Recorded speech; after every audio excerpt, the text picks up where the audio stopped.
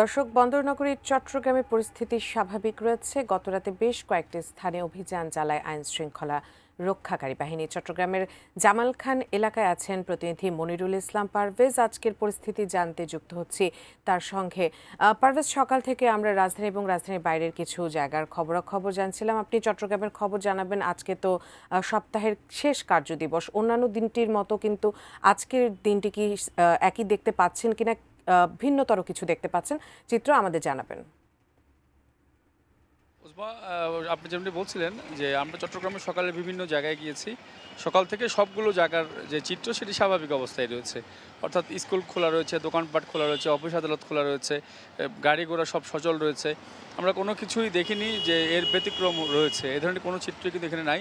যেহেতু ক্ষমতাচ্যুত প্রধানমন্ত্রী শেখ হাসিনার বিরুদ্ধে হত্যাসহ যে মানবতাবিরোধী যে অপরাধের যে রায় আজকে মানে হবে, সে ১৯০০ যে ৩ জনের রায় হওয়ার কথা রয়েছে, তাকে কেন্দ্র করে অনেক রকম নাশকতা যাতে করতে না পারে সেটা চট্টগ্রামের বিভিন্ন জায়গায় আমরা দেখেছি। গতকাল কিন্তু অভিযান চালিয়েছে যে আইনশৃঙ্খলা রক্ষাকারী বাহিনী এবং পুলিশ। আমরা বিভিন্ন পয়েন্টে দেখেছি তারা সতর্ক অবস্থানে রয়েছেন। এছাড়া অন্যান্য দলের পক্ষ থেকেও আমরা দেখেছি বিভিন্ন নেতাকর্মীরা তারাও কিন্তু বিভিন্ন পয়েন্টে তারা তাদের যে প্রতিবাদ সভা সেগুলো সে ধরনের সভা বা সেমিনারের মতো করে তারা কিন্তু কাজ করছেন। অর্থাৎ আমরা যে একটি মানুষ যে একটি ফেসবুক কেন্দ্রিক উদ্বেগ বা উৎকণ্ঠা সে ধরনের আসলে কোনো কিছুই চট্টগ্রামে নাই। সব কিছু কিন্তু স্বাভাবিক রয়েছে।